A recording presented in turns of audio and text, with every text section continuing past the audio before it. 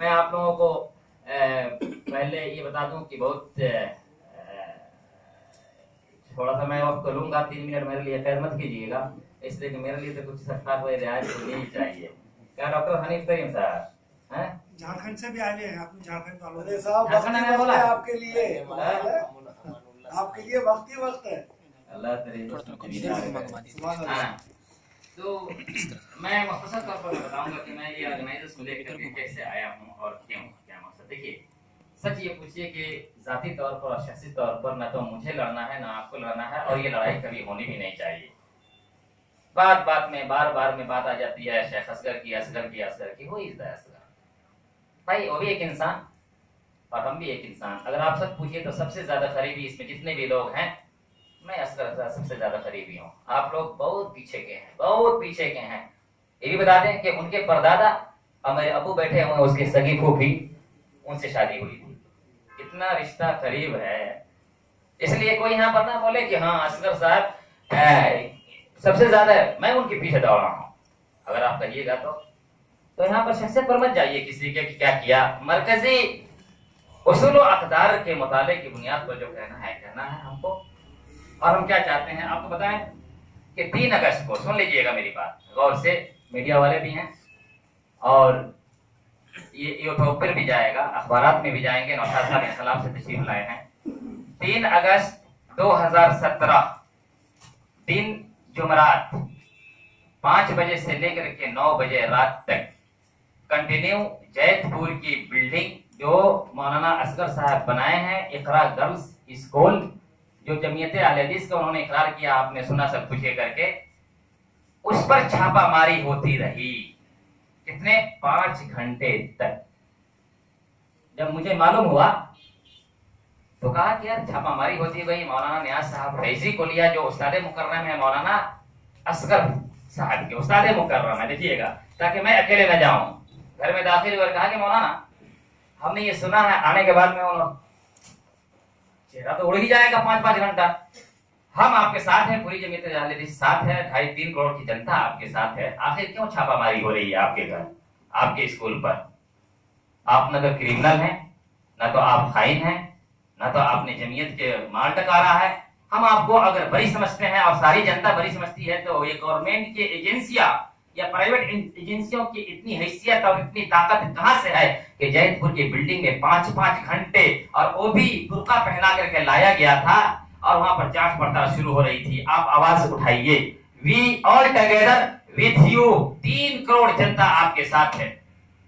ये बात जब मेरी बात उन्होंने सुनी, रिजवान ऐसा होता रहता है, छापामारी होती रहती है। मौलाना अभी अभी हमने देखा है कि डॉक्टर जाकिर नाइक पनाह गुजर हुए हैं, बाहर गए हैं, अभी इलेक्शन सामने है, और आप ये इतनी हवा में उड़ा दिए इस बात को कि होता रहता है। नहीं, क्यों होगा?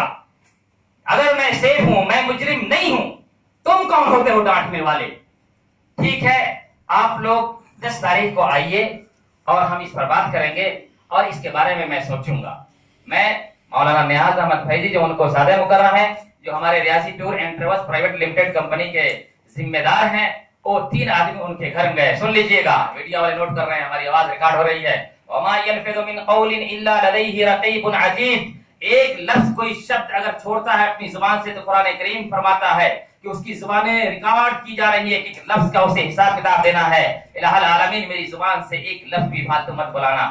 जब हम गए वहां पर, जाने के बाद में मौलाना साहब हम आ गए, क्या सोचा आपने? अराकीन मजलिस शूरा को आपने दावत दी कि क्यों छापामारी हुई? तो कहा कि नहीं, अरे ऐसा होता रहता है।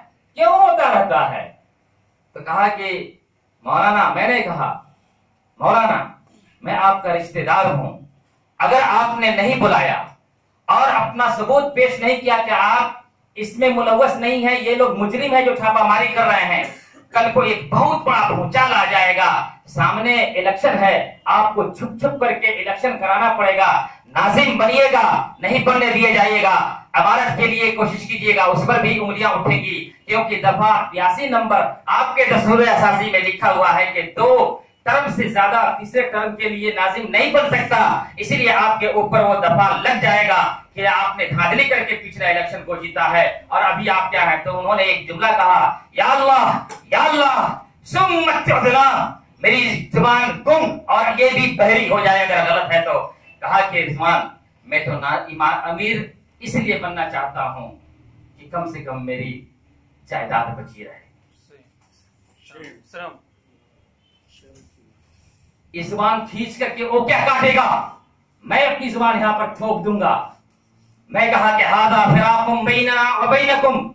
मौलाना नियाज अहमद फैजी उनके घर में, उनके अभी जमीयत अहले हदीस के कैंपलेक्स में है और मौत और कैंसर की जमाने की जिंदगी गुजार रहे हैं। कब वो अल्लाह से दुआ कीजिए उनका कैंसर सही हो जाए। कैंपलेक्स में अभी वो जिंदगी गुजार रहे हैं, अभी हैं, वो मौजूद हैं। मुझे लेकर चलिए और वो गवाही देंगे इस बात की।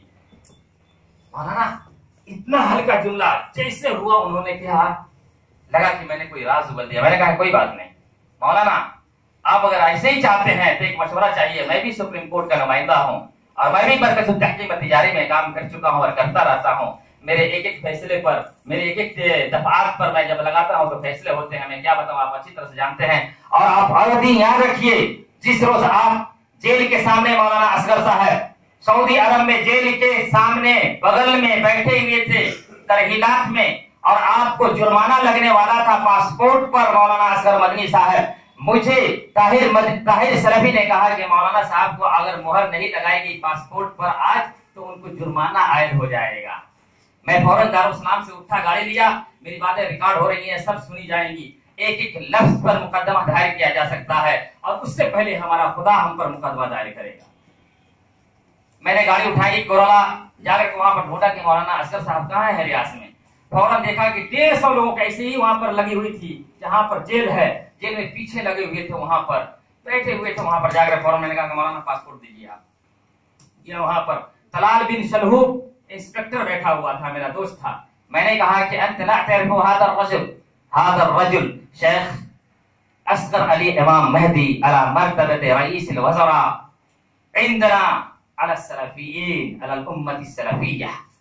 आप नहीं जानते हो, ये हमारे प्राइम मिनिस्टर के दर्जा रखते हैं मौलाना असगर मदनी साहब, और इनको 150 के पीछे रखे हुए हैं और 2:30 बजे बंद हो जाएगा। 1:30 बजे क्या है, 1 घंटा भी नहीं है और इनको जुर्माना लग जाएगा।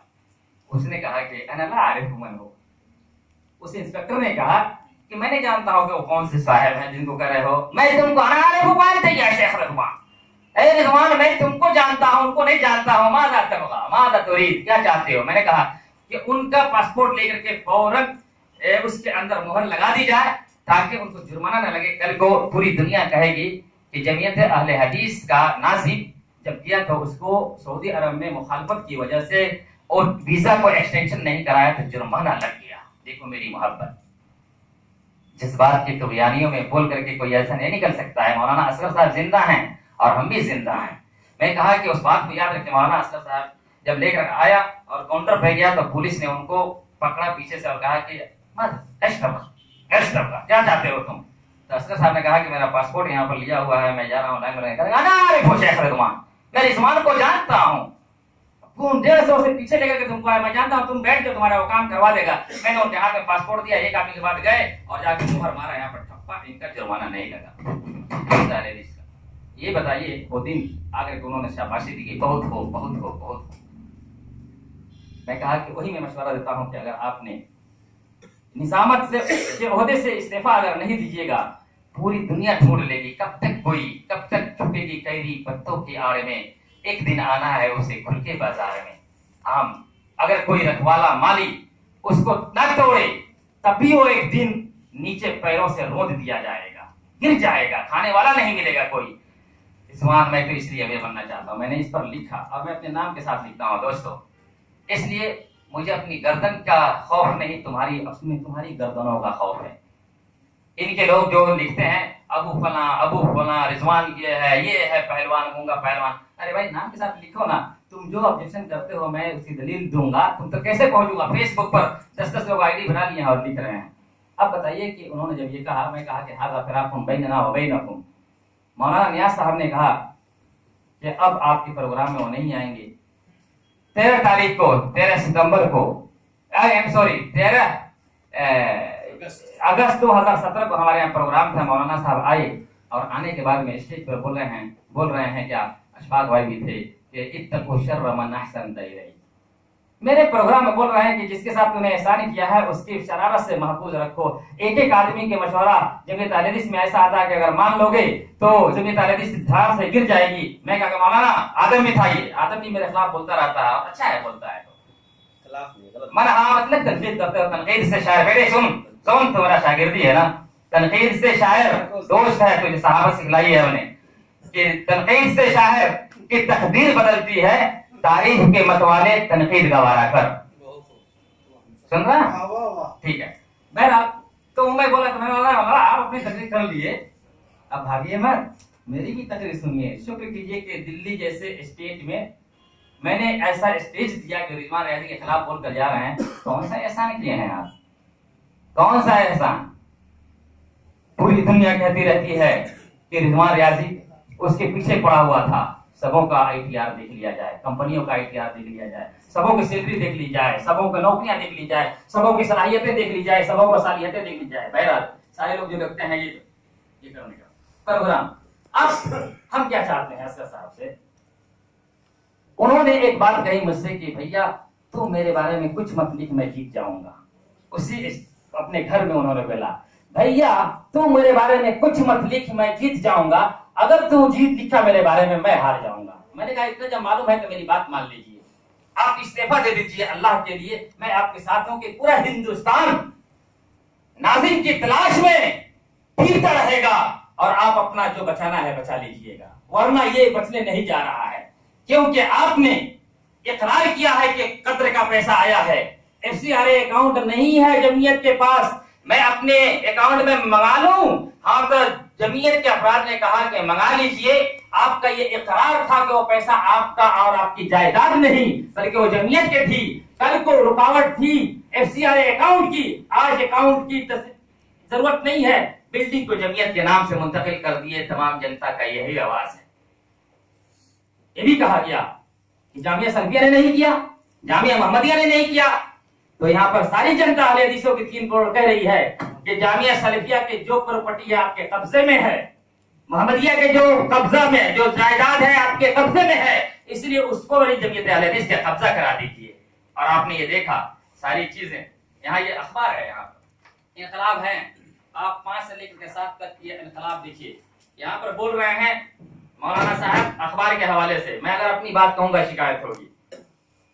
मौलाना ने तदरीर करते हुए कहा कि इतना पब्लिक स्कूल का घिनौने कारोबार में मुलव्वस आफाक एक्शन से कोई लेना देना नहीं है। आवाज आ रही है? हेलो हेलो, हाँ लेना देना नहीं है। और ये इदारा खालिस तौर पर मिल्ली इदारा है जिसको मरकजी जमीयत अहले हदीस चलाती है। तो लीजिए अखबार लिखता है, उन्होंने कहा कि खबर में इस किस्म की मालूमात शाये हो जाने से इदारे की साख पर काफी मंफी असरात मुरतब होने का खदशा था, जिसके सबब इस खबर की तस्दीक करना भी जरूरी थी कि ये आफाक चलाता है। ये इकरार है। यहाँ देखिए 5 सितंबर 2016 का अखबार इनकलाब उठा गया। देखिए दूसरे तीसरे रोज उनके बेटे की तरदीद यहाँ पर शाये हो रही है कि मौलाना मोहम्मद अजहर जो उनके बेटे हैं, इनने जामिया अबू बकर सिद्दीक अल इस्लामिया बिहार और सोसाइटी के रवा मौलाना असगर अली सलफी और उसके वज़ीरान और मेंबरान का शुक्रिया अदा किया। नेज़ मौलाना ने आज एक अखबारी बयान में वाज़ेह की कि जामिया अबू बकर सिद्दीक अल इस्लामिया के तहत चलने वाले उस इदारे का नाम इकरा गर्ल्स इंटरनेशनल स्कूल जैतपुर नई दिल्ली है और उसका किसी दूसरे शख्स से किसी तरह का कोई ताल्लुक नहीं और न ही मरकजी जमीयत अहले हदीस हिंद से उसका कोई इंतजामी और मिल्कियती एतबार से कोई ताल्लुक है, जैसा कि बाज़ ज़राए इब्लाग से गलतफहमी सरजर होने की वजह से कंफ्यूजन फैलने का खदशा जाहिर किया।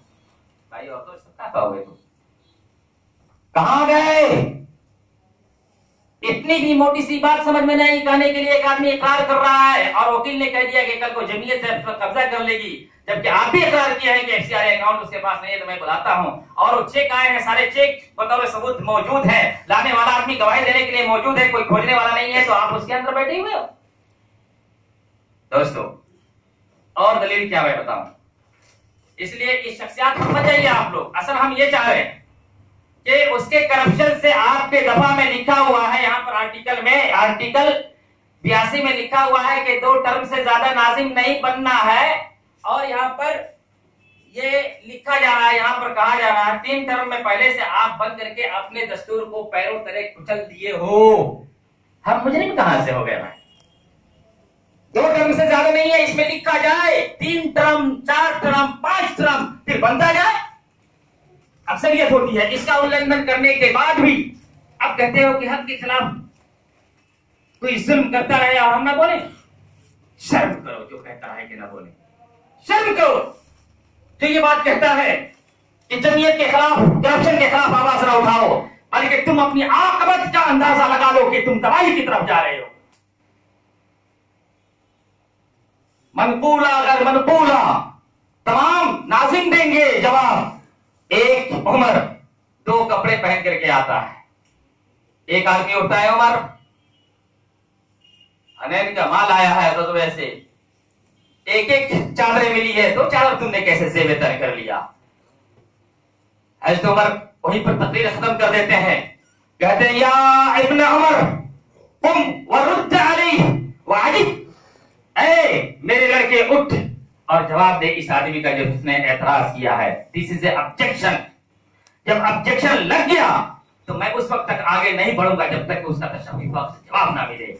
इब्न उमर कह रहे हैं कि भाई तेरा जवाब सवाल बिल्कुल बरहक है, एतराज बरहक है, लेकिन वो दरअसल बाप बेटे के हाथ में आया था, मैंने अब्बू को दे दिया कि पहन करके आप आज जुमा का खुतबा डाल लीजिए, उसके तुम परवर ना हो और उसी की सुन्नत पर चलते हो।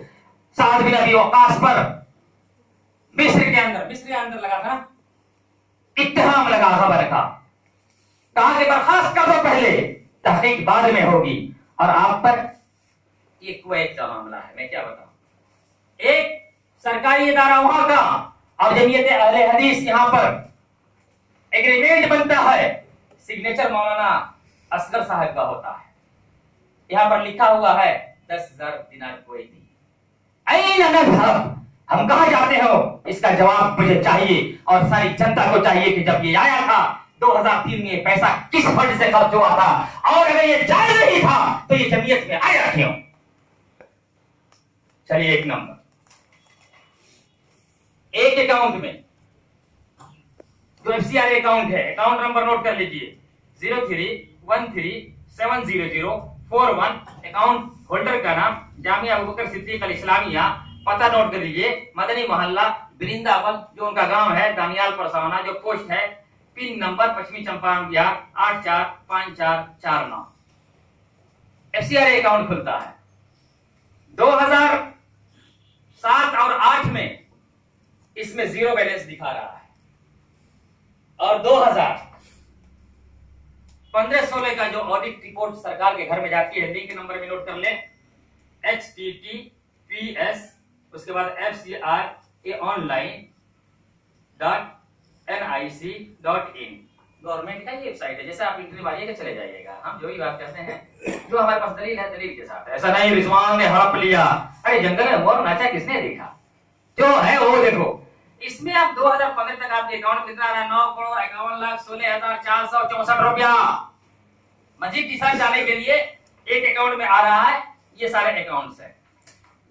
अब यहाँ पर एफसीआर भरा गया है 2007 में, 8 में आपके पास 0 बैलेंस है, 2015 तक आप 10 करोड़ तकरीबन आप भर रहे हैं एक अकाउंट से, बाकी अकाउंट छोड़ दीजिए, उसकी भी जानकारी दे दी जाएगी जब जरूरत पड़ेगी। तो सवाल ये पैदा होता है कि जब राष्ट्रपति होता है अमेरिका का, कहीं से कुछ मिलता है उसको संस्था के नाम से जाता है, खजाना को जाता है, वजारत खजाना को चला जाता है।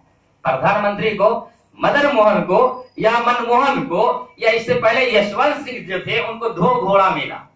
2 घोड़ा कहाँ गया, सरकारी खजाने में।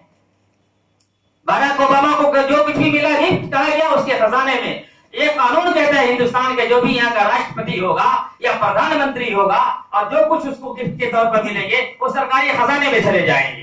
तो आपको जो ये मिला तो ये अबू बकर कहां से आ गया, अबू बकर तो उस वक्त पैदा भी नहीं हुआ था जब आप राजी हुए थे, बाद में पैदा भी कर लिए, बाद में आपने पढ़ा भी लिया। भाइयों ये आपके कागज कहते हैं, अगर इसमें कोई कमी हो गर्दन उड़ा दो, बात करने से नहीं होती है। अब ऐसी सूरत में एक अकाउंट मैंने आपको दिखाया, बाकी यहाँ पर बहुत सारी चीजें हैं जो यहाँ पर दिखाने की जरूरत नहीं है और बाद में आप ले लीजिए। मैं रिजवान रियाजी जिसको कहते हैं कि असगर के बारे में 2014 से 11, 12, 13 में क्या किया, सेमिनार कराया और आप भी थे उसमें, मुशायरे में सदारत ताज्जुब है, आप भी उसके मुशायरे के सदर आप ही थे। जो असगर नंबर मैंने निकाला था कि असगर, जाहिर सी बात है कि मेरे भाई और दोस्तों मेरे रिश्तेदार भी थे, मैं उनको बड़ा समझता था और बड़ा थे, वाकई बड़ा थे। तो उनको 3 करोड़ अहले हदीस ने सिलेक्ट किया। लेकिन मैं यहाँ पर बात करूंगा, बार बार ये कहा जाता है कि रिजवान इतना तुम कह रहे थे कि ये निकलना है, ये निकलना है, मैगजीन निकालते थे, किताबें निकालते थे, मुशायरे और क्या नाम, एक शाह मस्तर वदनी के नाम और सेमिनार भी करवाते थे, क्या हो गया? लगता था कि कोई ओहदा तुम तलाश करते थे, नहीं मिला तो भागी हो गया। मैं ये पूछना चाहता हूँ, आज ये इतराज बार बार जो किया जाता है, जब हमने जमीयत की बागडोर 2001 में मौलाना असगर को दी थी, मैं तो बच्चा था उस वक्त। आप ये बताइए 3 करोड़ जनता थी, सारे डॉक्टर पीएचडी किए हुए उलमा क्यों निकल गए? शेख सलाहुद्दीन भी तो साथ थे, क्यों निकल गए? इसका मतलब कि तुम ही सच्चे हो, मुजरिम हो गए। डॉक्टर अब्दुल हकीम साहब मुंबरा में तोती बोलता है, सबसे बड़ा इदारा बंबई का सलफियों का। और आप एक मालूमात रख लें कि उन्होंने जो मुझे बताया, रिपोर्ट दी कि इंडिया में सारे लोगों से सबसे ज्यादा सैलरी डॉक्टर अब्दुल हकीम को जाती है। उन्होंने मुझसे ये बात कही थी, बॉम्बे में है। उनको क्यों आपने निकाल दिया? वो क्यों निकल गए? अगर ये पूछते हैं वो कौन से मुजरिम थे, मुगल फैजी कौन से मुजरिम थे? अब इससे बताइए कि जिस ओहदे पर आप हैं अशराफ भाई, तकरीबन उससे